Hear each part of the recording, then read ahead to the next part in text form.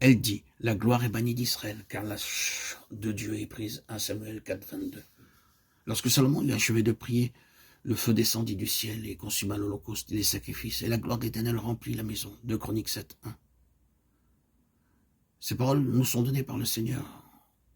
Cela signifie que le Seigneur veut nous enseigner, nous diriger, en tant que collaborateurs et compagnons de Dieu, pour travailler avec lui, en vue de ramener sa gloire au milieu de son peuple. Nous avons précédemment été amenés à comprendre comment les conditions actuelles parmi le peuple de Dieu dans le monde sont la raison pour laquelle la gloire de Dieu s'est retirée du milieu des siens. À cause de la négligence, le péché s'est introduit de tous côtés dans la maison de Dieu. À l'époque où vivait Anne, la parole de Dieu devint rare et les visions n'étaient pas fréquentes.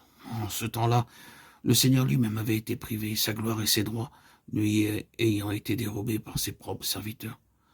La portion qui devait revenir à Dieu avait été volée par les fils du sacrificateur, Élie, ainsi que par leurs serviteurs.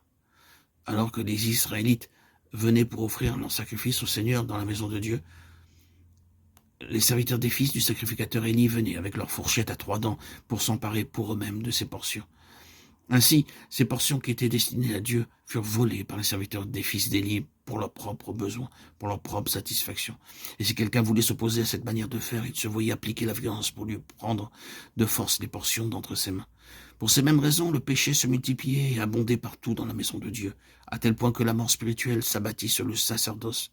Élie, le sacrificateur, devint lui-même sourd. Nous avons aussi vu que ces fourches à 3 dents suggèrent 3 aspects des choses: l'amour de la puissance, l'amour de l'argent, l'amour de la popularité. Ainsi, ces sacrificateurs et leurs serviteurs qui auraient dû servir le Seigneur en toute humilité auprès des croyants devinrent des gens animés d'un esprit de lucre et recherchant leur propre intérêt. Tous ces facteurs, tous ces éléments réunis eurent pour effet, pour conséquence, d'introduire et d'étendre les ténèbres et l'obscurité dans la maison de Dieu. Nous avons aussi constaté ces mêmes facteurs, ce même état de choses, et encore agissant de nos jours parmi le peuple de Dieu. Ensuite, nous avons vu comment Dieu s'est servi de 4 personnes, 4 instruments, 4 vases choisis pour amener sa gloire dans son peuple.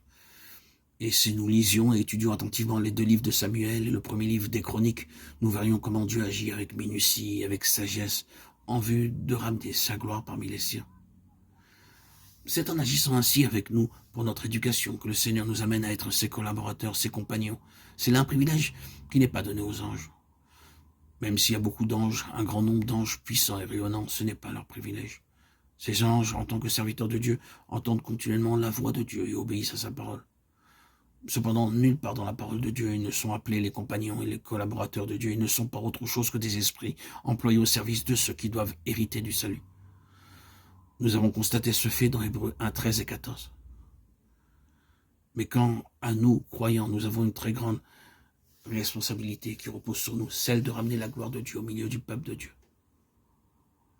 De nos jours, nous sommes confrontés avec des conditions identiques à celles qui prévalaient du temps de Samuel et d'Anne.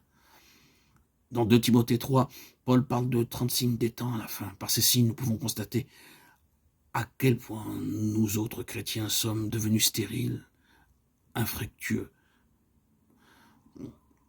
Veuillez lire entièrement tout ce chapitre 3 de 2 Timothée. Nous y trouvons une trentaine de signes qui caractérisent l'état spirituel du peuple de Dieu au temps de la fin. Mais en même temps, Dieu se prépare partout un résidu, un reste au travers duquel il puisse manifester sa puissance et sa gloire. Aussi, dans le but de se servir de nous introduire dans sa collaboration pour amener sa gloire parmi son peuple, il veut nous enseigner comment et de quelle manière nous avons travaillé.